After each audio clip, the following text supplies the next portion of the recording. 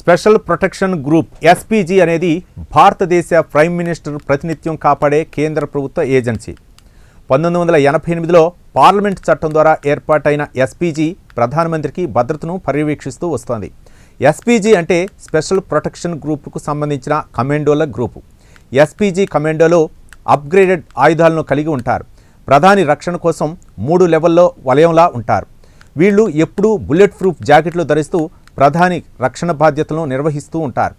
ప్రధానమంత్రి వెంటే వెళ్లేటప్పుడు ముదురు సన్ గ్లాసెస్ ధరించి ఉంటారు. అంతేకాదు ప్రత్యర్థులు వీళ్ల ముఖంలో ఎలాంటి ముఖ కవళికలను కనిపించకుండా భేరంగా ఉండటంలో శిక్షణ పొందుతారు. ఎస్పీజీ కమాండోలు ఉపయోగించే ఆయుధాల్లో FN-P90 machine guns, FN హెర్పాల్ F2000 rifles, clock 17 automatic pistols ఉంటాయి.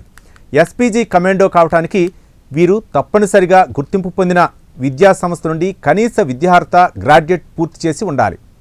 IPS, CRPF, CISF లేదా ITBP వంటి బలగాల్లో చేరిన తర్వాత అందులో సుశిక్షితులైన వారిని ఎస్పీజీలో అవకాశం కల్పిస్తారు. అయితే వీళ్ళని ఎలా ఎన్నుకుంటారు? అందులో అన్ని రకాలుగా ట్రైన్ అయిన తర్వాత ప్రధానమంత్రి భద్రతా విభాగంలో తీసుకుంటారు.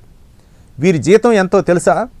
భారతదేశంలో ఎస్పీజీ కమాండో యొక్క నెలవారీ జీతం 84,236 నుండి 2,39,457 వరకు ఉంటుంది.